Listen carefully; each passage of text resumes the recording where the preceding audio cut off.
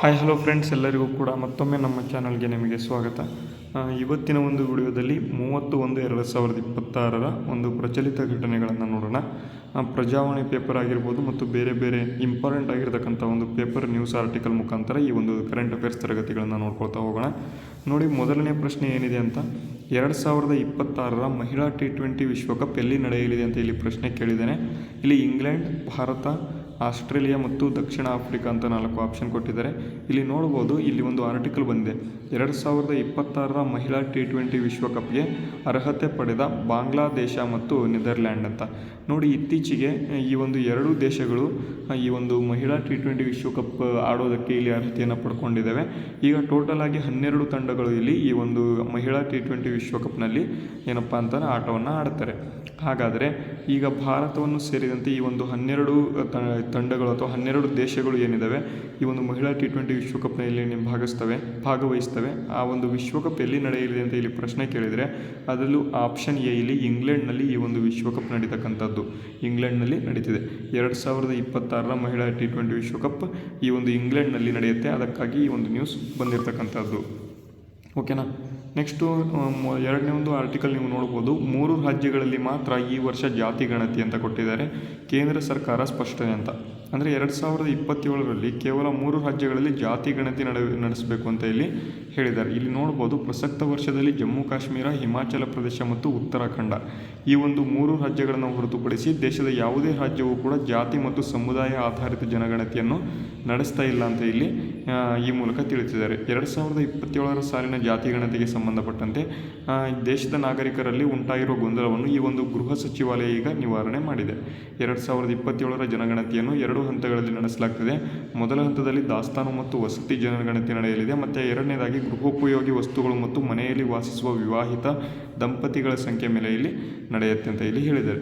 ಓಕೆನಾ. ಈಗ ಟೋಟಲ್ ಆಗಿ ಯಾವ್ಯಾವ ರಾಜ್ಯಗಳನ್ನು ನೋಡ್ಬೋದು, ಜಮ್ಮು ಮತ್ತು ಕಾಶ್ಮೀರ, ಹಿಮಾಚಲ ಪ್ರದೇಶ ಮತ್ತು ಉತ್ತರಾಖಂಡ ಈ ಒಂದು 3 ರಾಜ್ಯಗಳಲ್ಲಿ ಈ ಒಂದು ವರ್ಷ ಜಾತಿ ಗಣತಿ ನಡೆಯುತ್ತೆ ಅಂತ ಇಲ್ಲಿ ಹೇಳಿದ್ದಾರೆ. ಓಕೆನಾ. ನೆಕ್ಸ್ಟು ಮೂರನೇದು ನೋಡಿ, ರಸಗೊಬ್ಬರಗಳಿಗೆ ಸಂಬಂಧಪಟ್ಟಂತೆ ನೋಡಿ, ರಾಸಾಯನಿಕ ಗೊಬ್ಬರದ ಒಂದು ಪ್ರಮಾಣ ಕಂಪಲ್ಸರಿಯಾಗಿ ಯಾವ ರೀತಿ ಇರಬೇಕು ಅಂತಂದರೆ NPK ಯಾವ ರೀತಿ ಇರಬೇಕು, 4:2:1 ಒಂದು ಅನುಪಾತದ ಅಡಿಯಲ್ಲಿ ಇರಬೇಕು ಅಂತ ಇಲ್ಲಿ ಕೇಂದ್ರ ಸರ್ಕಾರ ಮತ್ತು ICAR ಕಡೆಯಿಂದ ಹೇಳಿದ್ದಾರೆ. ಇಲ್ಲಿ ನೋಡ್ಬೋದು 4:2:1 ಏನಿದೆ ಅದನ್ನು ಇಲ್ಲಿ ಸ್ವಲ್ಪ ಇಲ್ಲಿ ಚೇಂಜ್ ಮಾಡಿ ಅಂತ ಇಲ್ಲಿ ಹೇಳಿದ್ದಾರೆ. ಅದನ್ನು ನೋಡೋಣ ಇವಾಗ. 4:2:1 ಇಲ್ಲಿ ನೋಡ್ಬೋದು.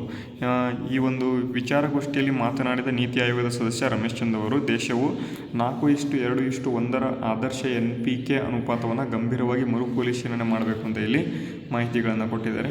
ಅಂದರೆ ಈ ಒಂದು ರಸಗೊಬ್ಬರಕ್ಕೆ ಸಂಬಂಧಪಟ್ಟಂತೆ ಮಾಹಿತಿಯನ್ನು ಇಲ್ಲಿ ಈ ಒಂದು ಆರ್ಟಿಕಲಲ್ಲಿ ಕೊಟ್ಟಿದ್ದಾರೆ. ಅಗ್ರಿಸ್ಟ್ಯಾಕ್ ಎಂಬತಕ್ಕಂಥ ಒಂದು ಮಾಹಿತಿಗಳನ್ನು ಕೂಡ ಕೊಟ್ಟಿದ್ದಾರೆ. ನೋಡ್ಬೋದು, ಜಮೀನು ರಸಗೊಬ್ಬರ ಬಳಕೆ ಮತ್ತು ಬೆಳೆಗಳನ್ನು ಪರಸ್ಪರ ಸಂಪರ್ಕ ಮಾಡಲು ಅಗ್ರಿಸ್ಟ್ಯಾಕ್ನಂತಹ ಒಂದು ತಾಂತ್ರಿಕ ವೇದಿಕೆ ಬಳಸಿಕೊಂಡು ಪ್ರಾಯೋಗಿಕ ಯೋಜನೆಗಳನ್ನು ಸರ್ಕಾರ ನಡೆಸ್ತಾ ಇದೆ ಅಂತ ಇಲ್ಲಿ ಮಾಹಿತಿಗಳನ್ನು ಕೊಟ್ಟಿದ್ದಾರೆ. ಇದು ತುಂಬ ಇಂಪಾರ್ಟೆಂಟು.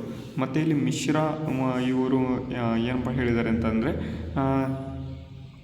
ICAR ಆಯೋಜನೆ ಮಾಡಿದ ಭಾರತದಲ್ಲಿ ಮಣ್ಣಿನ ಪುನಶ್ಚೇತನ ಕುರಿತ ಸಂವಾದದಲ್ಲಿ ಮಾತನಾಡಿದ ಮಿಶ್ರಾ ಅವರು 4 ರಾಜ್ಯಗಳಲ್ಲಿ ಸರ್ಕಾರವು 7 ಪ್ರಾಯೋಗಿಕ ಯೋಜನೆಗಳನ್ನು ನಡೆಸ್ತಾ ಇದೆ ಅಂತ ಇಲ್ಲಿ ಮಾಹಿತಿಗಳನ್ನು ಕೊಟ್ಟಿದ್ದಾರೆ. ಇಲ್ಲಿ ಇನ್ನೂ ಹೆಚ್ಚಿನ ಮಾಹಿತಿಗಳು ಕೊಟ್ಟಿದ್ದಾರೆ. ಈ ಒಂದು ಆರ್ಟಿಕಲನ್ನು ಟೆಲಿಗ್ರಾಮಲ್ಲಿ ಶೇರ್ ಮಾಡಿರ್ತಾರೆ, ನೀವು ನೋಡ್ಕೋಬೋದು. ಆದರೆ 4:2:1 ಎಂಬತಕ್ಕಂಥ ಒಂದು NPK ಆಧಾರಿತ ಒಂದು ರಸಗೊಬ್ಬರ ರಾಸಾಯನಿಕ ಗೊಬ್ಬರ ಏನಿದೆ ಅದು ಕರೆಕ್ಟಾಗಿ ಅಷ್ಟೇ ಇರಬೇಕು ಅಂತ ಇಲ್ಲಿ ಅದನ್ನು ಮರುಪರಿಶೀಲನೆ ಮಾಡಿ ಅಂತ ಇಲ್ಲಿ ಮಾಹಿತಿಗಳನ್ನು ಇಲ್ಲಿ ಕೊಟ್ಟಿರ್ತಕ್ಕಂಥದ್ದು. ಇವು ಮೇಯ್ನ್ ಆಗಿರ್ತಕ್ಕಂಥ ಒಂದು 3 ಆರ್ಟಿಕಲ್ಗಳು. ಅದಾದ ಬಳಿಕ ಇಲ್ಲಿ ಇನ್ನೂ ಇಂಪಾರ್ಟೆಂಟಾಗಿ ಈ ಒಂದು ವಿಶ್ವಕಪ್ಗೆ ಸಂಬಂಧಪಟ್ಟಂತೆ ಮಾಹಿತಿ ಆದಮೇಲೆ ಇಲ್ಲಿ ಪ್ರತಿದಿನ ಈ ರೀತಿಯಾಗಿ ಈಗ ಏನಪ್ಪ ಆಗ್ತಿದೆ ಅಂತ ಅಂದರೆ ಆರ್ಟಿಕಲ್ಸ್ಗಳು ಬರ್ತಾ ಇದ್ದಾವೆ. ಅಂದರೆ ಈ ರೀತಿಯಾಗಿ ಕ್ವಶನ್ಸ್ಗಳು ಡೈರೆಕ್ಟಾಗಿ ಅವರೇ ಹೇಳ್ತಾ ಇದ್ದಾರೆ. ಅದಕ್ಕಾಗಿ ನಾನೇನಪ್ಪ ಮಾಡ್ತೇನೆ ಅಂತಂದರೆ ಇದನ್ನು ಕೂಡ ನಿಮ್ಮ ಒಂದು ಕರೆಂಟ್ ಅಫೇರ್ಸ್ ತರಗತಿಯಲ್ಲಿ ಇನ್ಕ್ಲೂಡ್ ಮಾಡೋಣ ಅಂತ ಇಲ್ಲಿ ತೆಗೆದುಕೊಂಡು ಬಂದಿದ್ದೇನೆ. ಇಲ್ಲಿ ನೋಡಿ, ಈ ಹೇಳಿಕೆಗಳನ್ನು ಪರಿಗಣಿಸಿ ಅಂತ ಕೊಟ್ಟಿದ್ದಾರೆ. ಏನಪ್ಪ ಅಂತಂದರೆ, ಕರ್ನಾಟಕದ ಕಾಗದ ಕೈಗಾರಿಕೆ 1936-37ರಲ್ಲಿ ನಾಲ್ವಡಿ ಕೃಷ್ಣರಾಜ ಒಡೆಯರ್ ಅವರಿಂದ ಸ್ಥಾಪಿಸಲ್ಪಟ್ಟಿತು ಅಂತ. ಎರಡನೇದು, ಕರ್ನಾಟಕದ ಕಾಗದ ಕೈಗಾರಿಕೆಯು 1936-37ರಲ್ಲಿ ಚಿಕ್ಕದೇವರಾಯ ಒಡೆಯರ್ ಅವರಿಂದ ಸ್ಥಾಪಿಸಲ್ಪಟ್ಟಿದೆ ಅಂತ. ನೆಕ್ಸ್ಟ್ ಮೂರನೇದು, ಕರ್ನಾಟಕದ ಕಾಗದ ಕೈಗಾರಿಕೆಯು ಮುಮ್ಮಡಿ ಕೃಷ್ಣರಾಜ ಒಡೆಯರ್ ಅವರಿಂದ ಸ್ಥಾಪಿಸಲ್ಪಟ್ಟಿದೆ ಅಂತ ಇಲ್ಲಿ ಕೊಟ್ಟಿದ್ದಾರೆ. ಇಲ್ಲಿ ಸಂಕೇತಗಳನ್ನು ಆಧರಿಸಿ ಸರಿಯಾದ ಉತ್ತರವನ್ನು ಇಲ್ಲಿ ಆಯ್ಕೆ ಮಾಡಿ ಅಂತ ಕೊಟ್ಟಿದ್ದಾರೆ. ಒಂದು A ಮಾತ್ರ ಸರಿ, B ಮಾತ್ರ ಸರಿ, C ಮಾತ್ರ ಸರಿ ಮತ್ತು ಎಲ್ಲವೂ ಸರಿ ಅಂತ ಕೊಟ್ಟಿದ್ದಾರೆ. ಇಲ್ಲಿ 1936-37ರಲ್ಲಿ ನಾಲ್ವಡಿ ಕೃಷ್ಣರಾಜ ಒಡೆಯರ್ ಅವರ ಒಂದು ಇದರಿಂದ ಈ ಒಂದು ಕರ್ನಾಟಕದ ಕಾಗದ ಕೈಗಾರಿಕೆಯಲ್ಲಿ ಸ್ಥಾಪನೆ ಆಗಿರ್ತಕ್ಕಂಥದ್ದು ಆಪ್ಷನ್ A ಇಲ್ಲಿ ಸರಿಯಾದ ಉತ್ತರ ಆಗಿದೆ. ಅದೇ ರೀತಿಯಲ್ಲಿ ಮುಂದಿನ ಪ್ರಶ್ನೆ ನೋಡ್ಬೋದು, ಕರ್ನಾಟಕದ ಕಾಗದ ಕೈಗಾರಿಕೆಯಲ್ಲಿ ಇಲ್ಲೂ ಕೂಡ ಸೇಮ್ ಕ್ವಶನನ್ನು ಕೊಟ್ಟಿದ್ದಾರೆ. ಓಕೆನಾ. ನೆಕ್ಸ್ಟ್ ಮುಂದಿನ ಪ್ರಶ್ನೆ ನೋಡಿ, ಈ ಹೇಳಿಕೆಗಳನ್ನು ಪರಿಗಣಿಸಿ ಅಂತ ಕೊಟ್ಟಿದ್ದಾರೆ. ಮೈಸೂರು ಪೇಪರ್ಸ್ ಮಿಲ್ಸ್ ಅಂತ ಕೊಟ್ಟಿದ್ದಾರೆ. ಇದನ್ನು 2015-16ರಲ್ಲಿ ಕಾಗದ ಉತ್ಪಾದನೆಯು ಸ್ಥಗಿತಗೊಂಡಿತು ಅಂತ ಕೊಟ್ಟಿದ್ದಾರೆ. ನೆಕ್ಸ್ಟ್ ಎರಡನೇದು, ಮೈಸೂರು ಪೇಪರ್ ಮಿಲ್ಸ್ 2015-16ರಲ್ಲಿ ಕಾಗದ ಉತ್ಪಾದನೆ ಸ್ಥಗಿತಗೊಂಡಿಲ್ಲ, ಪ್ರಸ್ತುತ ಚಾಲನೆಯಲ್ಲಿದೆ ಅಂತ ಕೊಟ್ಟಿದ್ದಾರೆ. ಹಾಗಾದರೆ ಯಾವ್ದು ಸರಿ ಅಂತ ಕೊಟ್ಟಿದ್ದಾರೆ. ಇಲ್ಲಿ ಎ ಮಾತ್ರ ಸರಿ. 2015-16ರಲ್ಲಿ ಈ ಒಂದು ಕಾಗದ ಉತ್ಪಾದನೆ ಏನಿದೆ ಅದು ಸ್ಥಗಿತಗೊಂಡಿದೆ, ಅದಕ್ಕಾಗಿ ಮಾಹಿತಿ. ನೆಕ್ಸ್ಟು ಅದೇ ರೀತಿಯಲ್ಲಿ ದ್ವಿತೀಯ PUCಯಲ್ಲಿ ಇರತಕ್ಕಂಥ ಒಂದು ಅರ್ಥಶಾಸ್ತ್ರದ ಬಗ್ಗೆ ಸಂಬಂಧಪಟ್ಟಂತೆ ಮಾಹಿತಿಗಳನ್ನು ನೋಡೋದಾದರೆ ಇಲ್ಲಿ ಕ್ವಶನ್ಸ್ ಪೇಪರ್ಸ್ಗಳನ್ನು ಕೊಟ್ಟಿಲ್ಲ, ಆದರೆ ಸೂಕ್ಷ್ಮ ಅರ್ಥಶಾಸ್ತ್ರ ಮತ್ತು ಸಮಗ್ರ ಅರ್ಥಶಾಸ್ತ್ರಕ್ಕೆ ಸಂಬಂಧಪಟ್ಟಂತೆ ಮಾಹಿತಿಗಳನ್ನು ಕೊಟ್ಟಿದ್ದಾರೆ. ಹೊಂದಿಸಿ ಬರೆಯಿರಿ ಅಂತ ಕೊಟ್ಟಿದ್ದಾರೆ. ಇವನ್ನು ನೀವು ನೋಡ್ಕೋಬೋದು. ಇದು ಕೂಡ ನಿಮಗೆ ಇಂಪಾರ್ಟೆಂಟ್ ಅಲ್ಲ, ಯಾಕೆ ಅಂತಂದರೆ ದ್ವಿತೀಯ PUC ಅವರಿಗೆ ಇಂಪಾರ್ಟೆಂಟ್ ಆಗಿರ್ತದೆ, ಅದಕ್ಕಾಗಿ ಇದನ್ನು ನಾನು ಸ್ಕಿಪ್ ಮಾಡ್ತೇನೆ. ನೆಕ್ಸ್ಟು ಮೂರನೇದಾಗಿ ಇಲ್ಲೂ ಕೂಡ ಮಲ್ಟಿಪಲ್ ಚಾಯ್ಸ್ ಕ್ವಶನ್ಗಳನ್ನು ಕೊಟ್ಟಿದ್ದಾರೆ, ನೋಡ್ಬೋದು. ಕೆಳಕಂಡವುಗಳಲ್ಲಿ ಯಾವುದನ್ನು ವಾಹನದ ಲೆಡ್ ಆ್ಯಸಿಡ್ ಅಂತ ಇಲ್ಲಿ ಬ್ಯಾಟ್ರಿಗಳಲ್ಲಿ ಬಳಸ್ತಾರೆ ಅಂತ ಕೊಟ್ಟಿದ್ದಾರೆ. ಗಂಧಕಾಮ್ಲ, ನೈಟ್ರಿಕ್ ಆಮ್ಲ, ಹೈಡ್ರೋಕ್ಲೋರಿಕ್ ಆಮ್ಲ, ಮೇಲಿನ ಯಾವುದೂ ಅಲ್ಲ ಅಂತ ಕೊಟ್ಟಿದ್ದಾರೆ. ಇದಕ್ಕೆ ಸರಿಯಾದ ಉತ್ತರವನ್ನು ನೀವು ನೋಡೋದಾದರೆ ಇಲ್ಲಿ ಗಂಧಕಾಮ್ಲವನ್ನು ಈ ಒಂದು ಲೆಡ್ ಆ್ಯಸಿಡ್ಗಳಲ್ಲಿ ಬಳಸ್ತಾರೆ. ಅದೇ ರೀತಿಯಲ್ಲಿ ಕ್ಲೋರಿನೇಷನ್ ಅಂತ ಅಂದರೆ ಏನು ಅಂತ ಕೇಳಿದರೆ, ಕ್ಲೋರಿನೇಷನ್ ಅಂತ ಅಂದರೆ ಏನು ಅಂತ ನೋಡಿ, ತುಂಬ ಇಂಪಾರ್ಟೆಂಟ್ ಇದು ಕೂಡ. ಕ್ಲೋರಿನೇಷನ್ ಅಂತ ಅಂದರೆ ಇಲ್ಲಿ ಅಶುದ್ಧ ನೀರಿಗೆ ಅಲ್ಪ ಪ್ರಮಾಣದಲ್ಲಿ ಕ್ಲೋರಿನನ್ನು ಬೆರೆಸುವಿಕೆ. ಆಪ್ಷನ್ ಬಿ, ಅಶುದ್ಧ ನೀರಿಗೆ ಅಲ್ಪ ಪ್ರಮಾಣದಲ್ಲಿ ಕ್ಲೋರಿನನ್ನು ಬೆರೆಸುವಿಕೆಯನ್ನು ಕ್ಲೋರಿನೇಷನನ್ನು ನಾವು ಇಲ್ಲಿ ಕರಿತೇವೆ ಅಂತ. ನೆಕ್ಸ್ಟ್ ಮೂರನೇ ಪ್ರಶ್ನೆ, 44ನೇ ಪ್ರಶ್ನೆ ನೋಡ್ಬೋದು. ಮನೆಗಳಲ್ಲಿ ವಿದ್ಯುತ್ ತಂತಿಗಳ ಮೇಲೆ ಉಪಯೋಗಿಸುವ ಕೇಸಿಂಗ್ಗಳಿಗೆ ಬಳಸುವ PVC ಅಂತ ಅಂದರೆ ಏನು ಅಂತ. ಪಾಲಿವಿನೈಲ್ ಕ್ಲೋರೈಡ್ ಅಂತ ಕರಿತೇವೆ, ಪಾಲಿವಿನೈಲ್ ಕ್ಲೋರೈಡ್ ಅಂತ. 44ನೇದು ಬಿ. ಓಕೆನಾ. ಪಾಲಿವಿನೈಲ್ ಕ್ಲೋರೈಡ್ ಅಂತ ನಾವು ಕರಿತೇವೆ, PVC ಅಂತ ಅಂದರೆ. ನೆಕ್ಸ್ಟು ಮುಂದಿನ ಪ್ರಶ್ನೆ, pH ಮಾಪನದ ಒಂದು ಪ್ರಾಮುಖ್ಯತೆ ಯಾವುದು ಅಂತ ಕೊಟ್ಟಿದ್ದಾರೆ.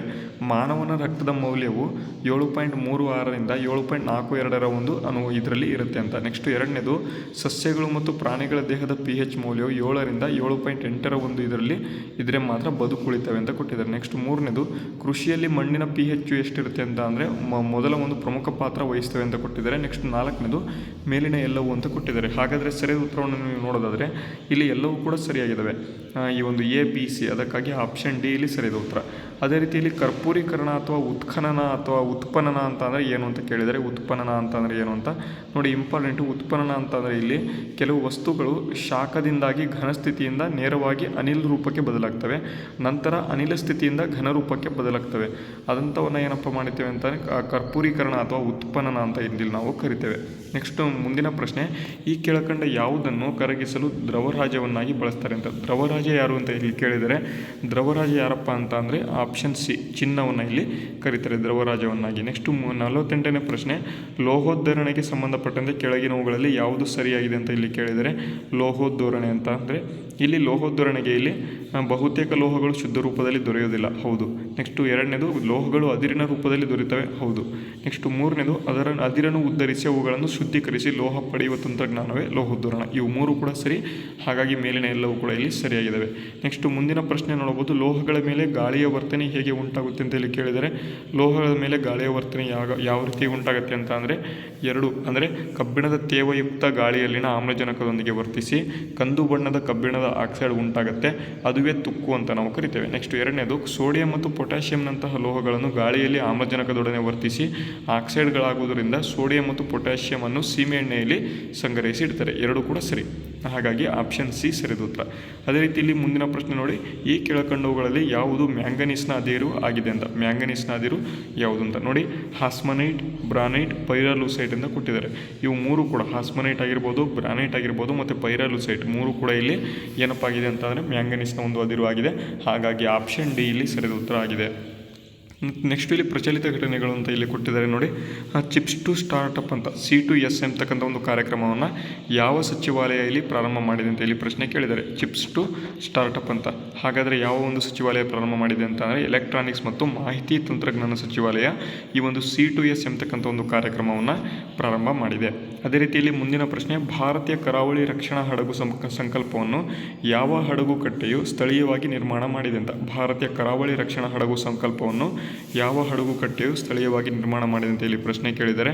ಇದಕ್ಕೆ ಸರಿದ ಉತ್ತರವನ್ನು ನೀವು ನೋಡೋದಾದರೆ option C Goa shipyard limited ಇದನ್ನು ಮಾಡಿದೆ. ನೆಕ್ಸ್ಟ್ ಮೂರನೇ ಪ್ರಶ್ನೆ, ಬೋರ್ ಟೈಗರ್ ರಿಸರ್ವ್ ಯಾವ ರಾಜ್ಯದಲ್ಲಿದೆ ಅಂತ ಇಲ್ಲಿ ಪ್ರಶ್ನೆ ಕೇಳಿದ್ದಾರೆ. ಬೋರ್ ಟೈಗರ್ ರಿಸರ್ವ್ ಇತ್ತೀಚೆಗೆ ನ್ಯೂಸಲ್ಲಿದೆ, ಅದಕ್ಕಾಗಿ ಕೇಳಿದರೆ ಯಾವ ರಾಜ್ಯದಲ್ಲಿದೆ ಅಂತ ಕೇಳಿದರೆ ಬೋರ್ ಟೈಗರ್ ರಿಸರ್ವ್ ಮಹಾರಾಷ್ಟ್ರದಲ್ಲಿ ನಿಮಗೆ ಕಂಡು ಬರ್ತದೆ. ಅದೇ ರೀತಿ ಮುಂದಿನ ಪ್ರಶ್ನೆ, ಪ್ಯಾರಾಕೆಂಪ್ಟೇರಿಯಾ ಅಲ್ಪ ಎಂಬತಕ್ಕಂಥ ಒಂದು ಹೊಸ ಜಾತಿಯ ಶುಂಠಿಯನ್ನು ಯಾವ ರಾಜ್ಯದಲ್ಲಿ ಕಂಡುಹಿಡಿಯಲಾಗಿದೆ ಅಂತ. ಪ್ಯಾರಾಕೆಂಪ್ಟೇರಿಯಾ ಎಂಬತಕ್ಕಂಥ ಒಂದು ಹೊಸ ಜಾತಿಯ ಶುಂಠಿಯನ್ನು ಎಲ್ಲಿ ಕಂಡುಹಿಡಿದಿದ್ದಾರೆ ಅಂತ ಇಲ್ಲಿ ಕೇಳಿದರೆ ಅದನ್ನು ಅರುಣಾಚಲ ಪ್ರದೇಶದಲ್ಲಿ ನಿಮಗೆ ಕಂಡು ಬರುತ್ತೆ. ನೆಕ್ಸ್ಟ್ ಮುಂದಿನ ಪ್ರಶ್ನೆ, ವಾಧವನ್ ಎಂಬತಕ್ಕಂಥ ಒಂದು ಬಂದರು ಯಾವ ರಾಜ್ಯದಲ್ಲಿ ಕಂಡು ಬರುತ್ತೆ ಅಂತ ಇಲ್ಲಿ ಪ್ರಶ್ನೆ ಕೇಳಿದರೆ ವಾಧವನ್ ಎಂಬತಕ್ಕಂಥ ಒಂದು ಬಂದರು ಏನಿದೆ ಅದು ಮಹಾರಾಷ್ಟ್ರದಲ್ಲಿ ನಿಮಗೆ ಕಂಡು ಬರ್ತದೆ. ಅದೇ ರೀತಿಯಲ್ಲಿ ಟೈಪ್ 096 ಟ್ಯಾಂಗ್ ಕ್ಲಾಸ್ ಜಲಾಂತರ್ಗಾಮಿ ನೌಕೆಯನ್ನು ಯಾವ ದೇಶ ಅಭಿವೃದ್ಧಿಪಡಿಸಿದೆ ಅಂತ ಇಲ್ಲಿ ಪ್ರಶ್ನೆ ಕೇಳಿದ್ದಾರೆ.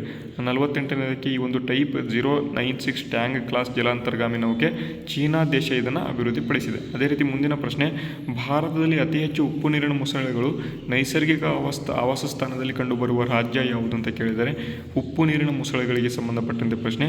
ಇದು ಜಾಸ್ತಿ ಇಲ್ಲಿ ಒಡಿಶಾದಲ್ಲಿ ಇಲ್ಲಿ ನಿಮಗೆ ಕಂಡುಬರುತ್ತೆ. ನೆಕ್ಸ್ಟ್ ಅದೇ ರೀತಿ INS ಸುದರ್ಶಿನಿಯನ್ನು ಯಾವ ಹಡಗು ಕಟ್ಟಿ ನಿರ್ಮಾಣ ಮಾಡಿದೆ ಅಂತ.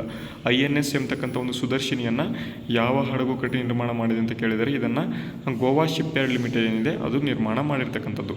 ಓಕೆನಾ, ಇವಾಗಿತ್ತು ಇವತ್ತಿನ ಒಂದು ಕರೆಂಟ್ ಅಫೇರ್ಸ್ಗೆ ಸಂಬಂಧಪಟ್ಟಂತೆ ಮಾಹಿತಿ. ಇವತ್ತಿನ ತರಗತಿ ನಿಮಗೆ ಯೂಸ್ಫುಲ್ ಆದರೆ ಇದೇ ರೀತಿ ನಿಮಗೆ ತರಗತಿಗಳು ಬೇಕಿದ್ದಲ್ಲಿ ಎಲ್ಲರೂ ಕೂಡ ಚಾನಲ್ನ ಸಬ್ಸ್ಕ್ರೈಬ್ ಆಗಿ ಅಂತ ಹೇಳ್ತಾ ವಿಡಿಯೋನಲ್ಲಿ ಮುಗಿಸ್ತೇನೆ. ಮುಂದಿನ ವಿಡಿಯೋದಲ್ಲಿ ಸಿಗೋಣ. ಅಲ್ಲಿವರೆಗೂ ಜೈ ಹಿಂದ್, ವಂದೇ ಮಾತರಂ.